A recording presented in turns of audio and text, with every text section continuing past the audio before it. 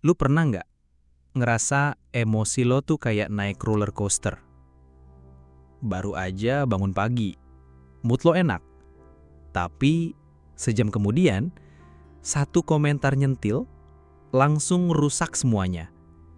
Dan entah kenapa, lu jadi ngebawa itu sampai malam. Atau pernah nggak lu ngerasa pengen bantu orang, tapi malah jadi kebawa emosinya?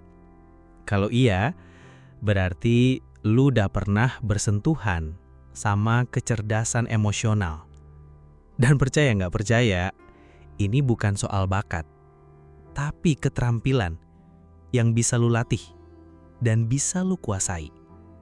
Emotional intelligence atau kecerdasan emosional bukan soal bisa nahan emosi, bukan juga soal jadi orang yang sabar terus, tapi tentang kemampuan buat nyadarin, ngerasain, ngatur, dan merespons emosi, baik emosi sendiri maupun emosi orang lain. Artinya, lu tahu kapan lu lagi kesel, lu tahu kenapa lu kesel, dan lu bisa milih gimana cara bereaksi. Bukan cuma meledak atau ngambek, tapi ngerti apa yang lu butuh dan ngungkapinnya dengan cara yang sehat. Cerdas secara emosional bikin lu lebih kuat di banyak hal. Di hubungan, lu jadi lebih peka dan gak gampang tersinggung. Di kerjaan, lu bisa jaga profesionalitas meski lagi stres. Dalam diri lu sendiri, lu jadi bisa hadapi rasa kecewa tanpa nyalahin siapa-siapa. Kecerdasan emosional itu bikin lu lebih tenang, lebih bijak, dan lebih terhubung. Dan dalam dunia yang penuh distraksi, drama, dan tekanan, EQ atau emotional quotient kadang jauh lebih penting dari IQ. Kecerdasan emosional itu punya 5 pilar utama. Semuanya dimulai dari kesadaran diri atau self-awareness. Lu belajar mengenali emosi lu. Bukan cuma marah, tapi kenapa lu marah. Lu nggak reaktif karena lu sadar dulu sebelum bertindak. Lalu ada pengaturan diri atau self-regulation. Ketika lu bisa tenang, meski lagi ditekan, lu nggak asal ceplas-ceplos waktu kesel, tapi bisa ngerem dan mikir. Yang ketiga, motivasi dari dalam diri.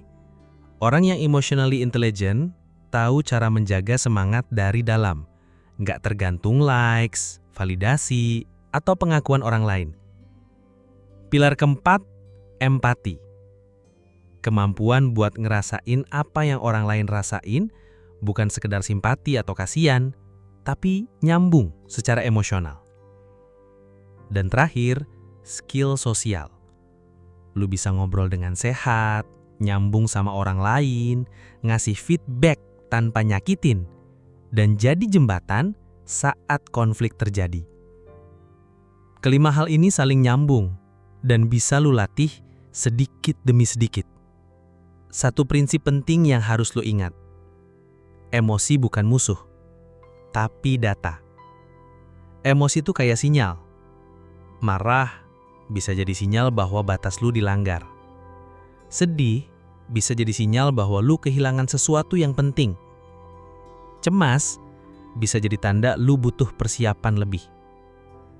Ketika lu berhenti mengabaikan atau menolak emosi, lu mulai bisa baca pesan-pesan tersembunyi dari dalam diri lu sendiri. Pertama, mulai dari menyadari emosi sebelum lu bereaksi. Pas lu lagi kesel, pause sebentar. Tarik napas. Lalu tanya, apa yang sebenarnya gua rasain? Kenapa gua ngerasa begini? Kedua, latih empati. Bukan cuma ngerti cerita orang, tapi juga ngerasain dari sudut pandang mereka. Coba tanya ke diri, kalau gua ada di posisi dia, apa yang gua rasain? Ketiga, komunikasi yang jujur tapi lembut. Ngomong tanpa nyerang, dengerin tanpa motong. Ngomongin perasaan, bukan nyalahin. Dan keempat, belajar maafin. Bukan demi orang lain, tapi buat ngelepasin beban di dalam diri. Tahu nak, salah satu tanda paling kuat dari orang yang cerdas secara emosional adalah saat mereka bisa bilang, aku salah, gue minta maaf. Dan juga saat mereka bisa bilang, gue ngerti kamu ngerasa begitu, makasih udah cerita.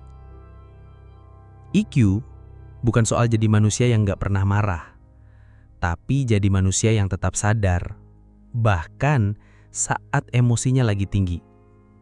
Kadang yang bikin emosi makin rumit, itu karena kita pengen beresin semuanya.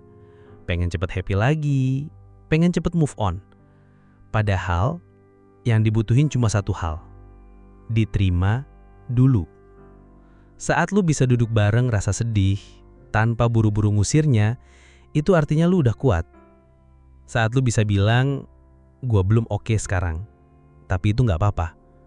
Itu bukan kelemahan, itu keberanian. Jadi di dunia yang ngajarin kita buat kuat di luar, ayo, mulai kuat juga di dalam.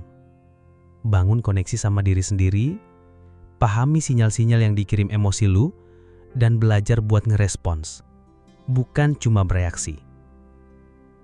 Karena pada akhirnya, orang yang benar-benar berpengaruh di dunia ini bukan yang paling keras suaranya, tapi yang paling tenang hatinya.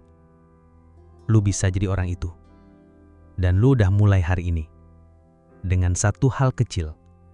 Mau belajar jadi lebih sadar, lebih peka, dan lebih terkoneksi. Itu bukan kelemahan. Itu kekuatan super dari dirimu.